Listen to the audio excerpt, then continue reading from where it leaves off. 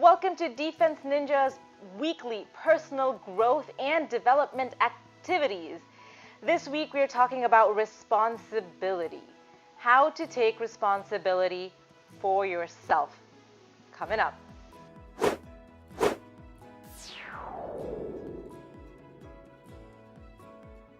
Now the exercise we're doing this week is finding a person with whom you've had a conversation that broke down. What that means is you've had maybe an argument with this person or some kind of a disagreement. Maybe it was in person or it was in email or it could have been over the phone. Either way, when we have some kind of a mistrust, disagreement, argument, a fight, whatever it might happen, it's usually in conversation, all right? So what we're going to do here is we're going to pick that person. We're going to find that person and that conversation. And we're going to do three things, okay? With this person, we're going to say, all right, here's the person, here's what happened with that person. We're going to acknowledge the incident that happened with this person, okay? And then you're going to move on to the next step and say, okay, I'm going to take responsibility for what went down. Now, regardless of how you feel about it, you could feel that this person is extremely unreasonable, it's 100% their fault, they're a jerk, it doesn't matter. You're still going to take responsibility for it because that gives you power and control to make something, create something in the moment yourself, because you can't control other people. What you can control are your words, your actions, your behaviors. So that's why we want to take responsibility. That way we're giving power to where we do have control of making change and creating something, okay? The third thing you're going to do after you take responsibility is create an action plan. You're going to say, here's what I'm going to do from now onwards to make sure this works for me. Now, this person could be someone who is currently in your life or who is not, doesn't matter. Cleaning up that conversation, even from past, really has a very powerful impact in your life today and going forward. Okay, so it's okay to call up a person, a friend 5 years ago who's moved away and give them a call and say, hey, remember, this is me, that thing that happened that many years ago, I want to talk about it and just take responsibility for it and clean it up. And maybe the action plan isn't about what you're going to do with her or him. It's about what you're going to do with friends in general, because now that person is out of your life. They're out of the picture, and that's fine too, okay? It doesn't matter. It's an action plan for yourself. So here's an example. This happened a couple days ago with my dad. He has a house up north, about an hour drive in traffic. And I went to show the house to a couple people. It wasn't that late at night, 7 or 8 p.m. And a couple of families came and I opened the door. I had the key, I got the key, I did all that work. Opened the door and there was this dude sitting on the couch. And I just panicked. I said, I'm sorry, I thought the house was empty.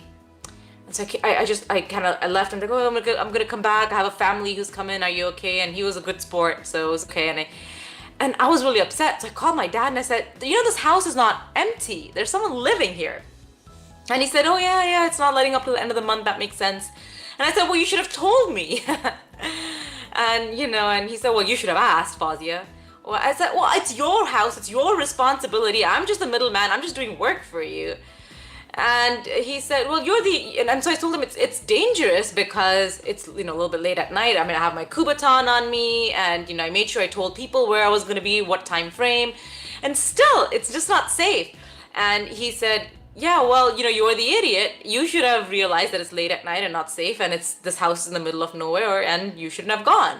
And I said, okay, Dad, just tell me these things before. And he said, well, you should just ask whatever you want, just ask. And then he said, Fazia, just because you're lazy, doesn't mean you have to make excuses. If you're lazy, you don't want to go show the house, that's a different situation.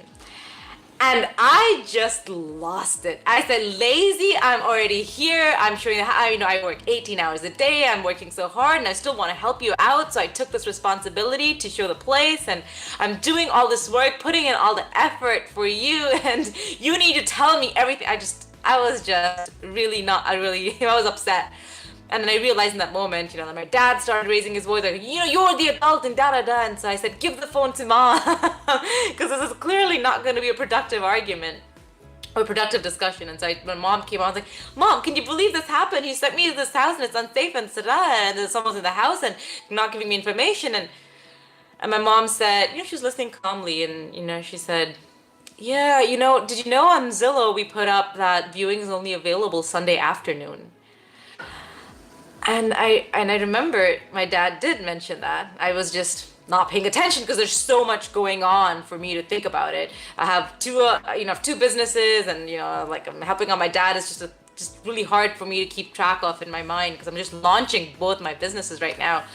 And so I realized in that moment, even though I was still talking to my mom, I was like, yeah, I get it. And still it was while I was still talking, because I needed to get it off my chest, I already had started realizing, this is my responsibility. Even though I told my dad, it's your job, it's your responsibility to tell me these things.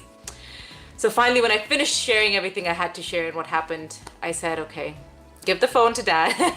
And then I said, all right, this is what happened, this in the last 1 hour. Not just the argument, this incident that I went to this house, there's this person, we didn't communicate or whatever. I'm going to take responsibility for it. Yes, you shared something that I didn't listen, some things weren't shared, whatever happened. I'll take responsibility for it. It is my job, ultimately, to be responsible for my safety. I mean, who is? We always think that, well, my husband's responsible for my safety and, because he's driving and he's taking me. I'm just new to the country. Or whatever your excuse might be. Doesn't matter. You are ultimately responsible for your safety, for your well-being. So taking back that control, that power, you have that power. So that's what we're going to work on. All right. Now I'm going to finish this conversation. So I took that and then the third thing I did was I said, okay, here's what we're going to do. And I did this instantly in the moment. Typically, you want to let that conversation die down, give it a couple days, and then revisit and say, here's what needs to happen. Okay. So anyway, I had done this exercise several times in the last, year or so, and so I was ready to jump onto that. So I jumped on to that last third part, action plan, and I said, okay, here's what we're gonna do. See, I'm going to back off showing houses because it's not working for me. There's a lot going on in my mind. So either I have to say that, all right, I'm just going to take the risk and jump right in because I'm not planning, or I have to sit down and plan, and I don't really have the time or ability or the mental capacity to think through all the scenarios. And there's also this kind of middle ground where I can come with you and say, hey, is there anything I should know? Just kind of keep it open-ended, and that doesn't really work either, of course. So, I want to help you. I really do. I'm just not going to show the house. The realtor is going to take his fees and whatever, and that's fine. So I'm just going to step out of this. All those ultimate decision making, the planning, all of that, we'll just leave it to him. I'm not going to do that part. The second thing, we're going to put everybody on an email list, and we're all going to be there. He's going to be there, me, my dad, my brother, and we're all going to just talk in that group so everybody knows what's going on. And then if there's something you want me to do because the realtor is not able to, or if it's like a manual labor, if it's something very simple task, like getting keys from my brother's house. So I had to do that. I had to get keys from his house, make a copy, give it to the realtor. Super simple. Things like that. Yes, I will help out. So I kind of made that plan. And so after I did that, I said, okay, so I'm going to stick to this. The next day, my dad called and said, hey, so about this. And I said, hey, Dad, remember the plan? Just the realtor's going to do it. Send it all in email. We all get. So I made sure I stuck to it. Okay, so that's an example. Now, this is more or less neutral. We have arguments with people at work, our family. Sometimes it's a little bit more serious when it comes to taking responsibility. And one of the seminars I went to, one of the girls, she was raped. Yeah. By someone she knew, and it was a difficult story to sit through and listen to. And I remember the coach saying something similar too about, I don't know his exact words, but about taking responsibility. Or I think he said, view it as your choice. Everything in life that happens to you is also a choice, something like that. Anyway, so that is hard because now, and I know someone personally this has happened to, sweet girl, really sweet girl. And it was tough because she was raped 3 times in a span of 3 years, I believe, or 4 years, and that's just rough. So, and her dad, I mean, she's just a regular Caucasian girl, in her early 20s, just as normal and average as it gets, okay? And so anyway, that happened to her. There's nothing strange about what she'd been doing. It's just anybody can relate to her life or circumstance. It was one of the times it was one of her best friends, and he was really upset, and she said, "Oh, I'm gonna come over to your place." And he lived alone at the time. She went over. It was whatever, 6, 7 in the evening, kind of not that late, and he threw himself on her. So, So anyway, so it was not. This is like a person we can really relate to, and it's hard in those kind of scenarios. Her dad ended up telling her, well, obviously you're an idiot. What do you think is going to happen? I've always told you to not go to a boy's house alone. A man only thinks with one mind or something like that. And so he ended up blaming her. And so, which is not what you want to do with yourself, because it's disempowering. Now there's the other side of things to this. That's one extreme, blaming. You're an idiot. You left your keys, you left your phone, whatever that is. Okay. And there's the other side where people say, no, you're fine. Whatever you did was fine. You're a strong woman and we're going to get through this. And something about that is disempowering too, if you think about it. Because what that says is just continue living your life the way you're living. And every once in a while you might get raped. And that's fine, and just continue. No, that's not okay. That's scary. When someone says you're doing just fine, just keep living your life. And well, something is not working if I'm getting raped that often. It's acknowledging that, taking that responsibility. It's not a blame. See, it's not those two extremes, okay? It's taking back the power, the control, and saying, what can I do? See, I can't control people. I can't control these other people, these other factors, the scenarios, the weather, the situation. But what I do have power is over myself, my actions, my words.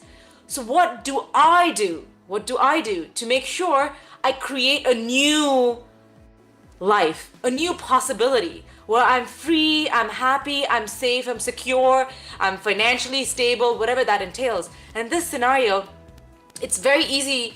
Okay, it's not very easy, okay, to find that balance. She can do it to say, all right, I'm not going to blame myself, and I'm not going to say I'm fine, I'm great, and because that's just saying keep doing what you're doing. And apparently from a past experience, if you just keep doing what you're doing, it's not going to always work, and neither of those work. So it's taking responsibility and saying, okay, I am responsible for everything that happens. Okay, even if the other person starts yelling and cursing and we have an argument, I'm responsible. I'm going to take the responsibility and say, this is not working, so I'm going to step out of it. Okay, Greg? And you just walk out. That's an example. Now, it's tricky in, just dumbing it down to nutrition. So sometimes you'd say, well, what if it's something you don't want to do? So one example is when you're taking responsibility in this scenario, you might say, in this rape scenario, you might say, come up with an action plan and say, all right, I'm always going to make sure I'm around people who empower me and around people who I trust and who have certain characteristics and I can have certain conversations with. And so in situations like a bar, perhaps I'm not going to go to a bar anymore because I don't have empowering conversations, that these are not people I can associate myself with or look up to or whatever that might be. And maybe the decision is, I do go to a bar because this is a bar of entrepreneurs or whatever that decision might be. Now, again, you can say, all right, this was my best friend. I mean, what could I really have done? And yeah, you can make that decision and say, all right, I'm not going to be alone with a person at this time of night. And it's very easy for someone to come and say, but what if I don't want to do that? I want to help my best friend. And I want to be there for him or her. And I don't want to constantly think about, is this a boy? Is this a girl? On my checklist. At what time is it? It's too much. I don't want to do that. Well, it's not about what you want. It's about what you need. And so that's why I'm going to give this example. I'm just going to dumb it down and talk about nutrition. So think about ice cream. All right. Sometimes you just want your ice cream. You just want it because you have a bad day. And it's not what's good for your body. Maybe you have a dessert every night whatever that scenario is, have junk food, and ice cream is a good example. It's not good for you. So something about that has to change, which means you need to stop eating that much ice cream or ice cream altogether and maybe take smaller steps. Now, it's not what you want to do, it's what you need to do. It's what's necessary to create this beautiful life, this change, positive impact that you want. It's not easy. It's going to be hard. It's a lot of thinking, counting, processing. I should make sure I don't buy ice cream. Or, oh wait, it's been this much. Oh, I only said I would eat this much. I don't know. It takes effort. It's not easy, okay?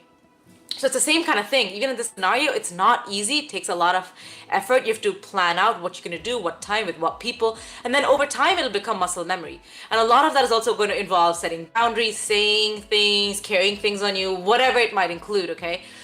So that's one tough scenario. And leaving that, barring that, hopefully all my students who are seeing this hopefully have not had those kind of incidents. So this week that you're taking a responsibility is something that's tangible, workable, and it's not very difficult for you. So you're gonna, 3 things, all right?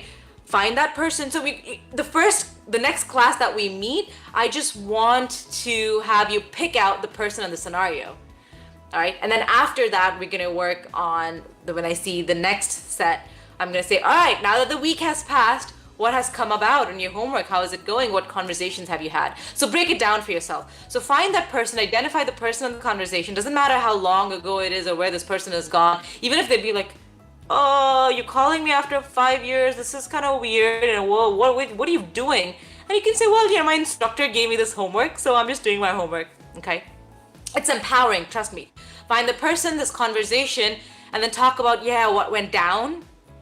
Then you say, are you going to take responsibility for that? And then finally, you're going to clean it up and say, all right, here's the action plan.